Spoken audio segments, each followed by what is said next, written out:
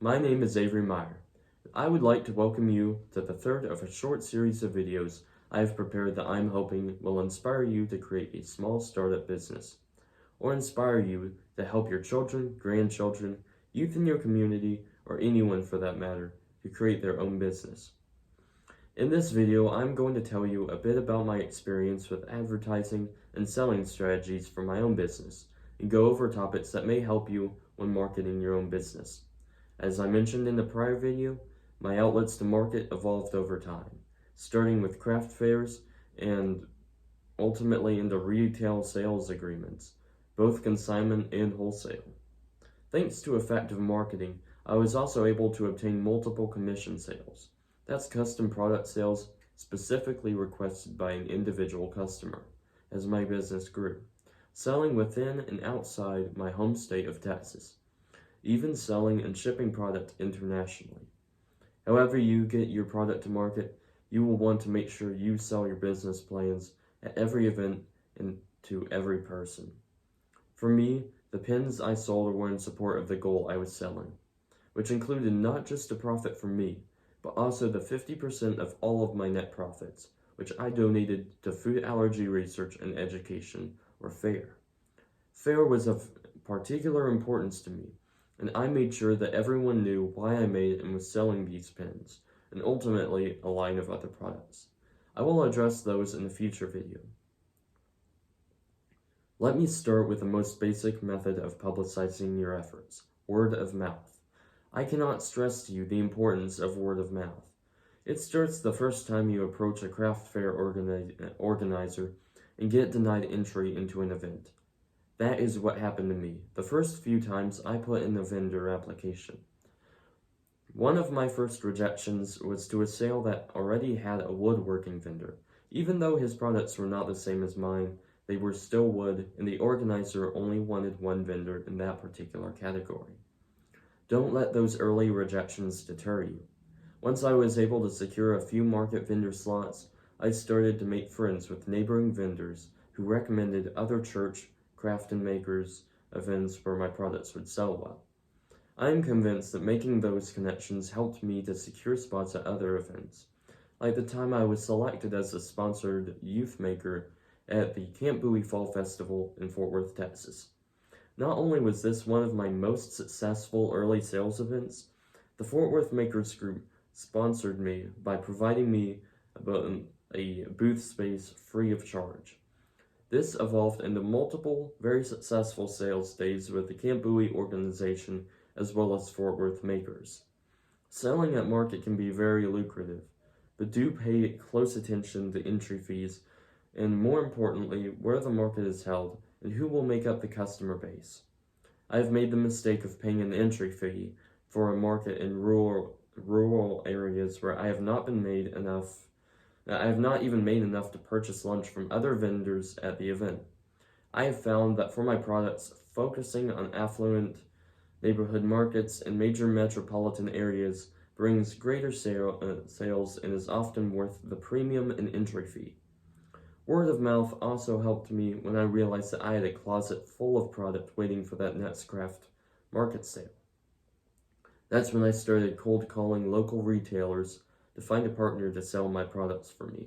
In other words, constantly selling my products while I carried on with my daily activities like school and sports. Like finding craft fairs to enter, finding retail relationships did not come easy either. I went to local retailers where I thought that my product might fit and struck up conversations with the operator to see if they sold local artists' work. Many thanked me for stopping in and sharing my products, which were those simple wood pins, with them, but were not interested in working with me until I walked into a store called Right at Home. The owner, Adrian, like the others, liked my pins, but did not feel like they would be a good fit for his store. But rather than sending me on my way, he made a call and directed me to a partner store called Rare in Fort Worth, where I ultimately negotiated a retail consignment agreement. A consignment agreement is when a reseller, in this case Rare, displays your products for sale in their showroom, and when your product sells, they take a commission and pass their profits on to you. In this case, you will definitely pay more in commissions to your reseller, but keep in mind that they are paying overhead for their storefront and bringing you sales that you would never have the time to solicit without a store of your own.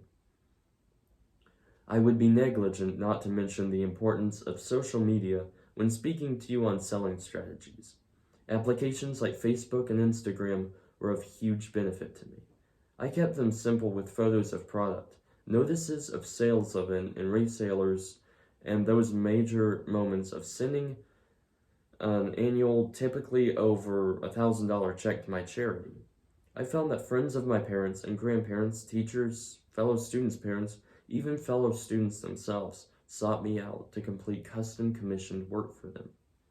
Some purchases were for their own use, some purchases were gifts to others.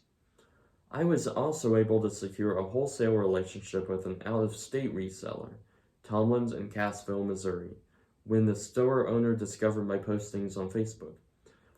Unlike a consignment relationship, in a wholesale relationship, you will sell set number of products to a reseller at a negotiated price, and they mark up that price to sell to their customers at a profit. The retailer takes more risk in this situation, but the arrangement worked well for both of us, as I and she made many sales with this arrangement.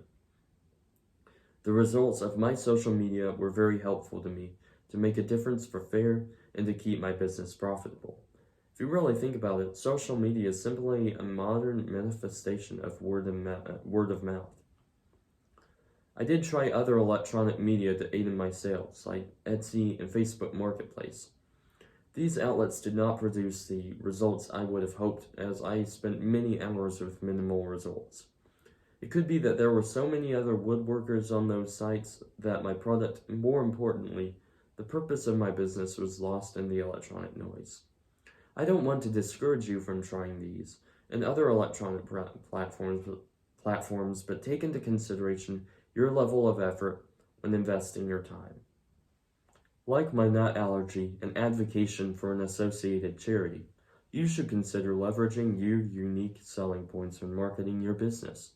Look for ways to support others, like charities, in your community while supporting your business. Look for other ways to get the word out that you are a maker.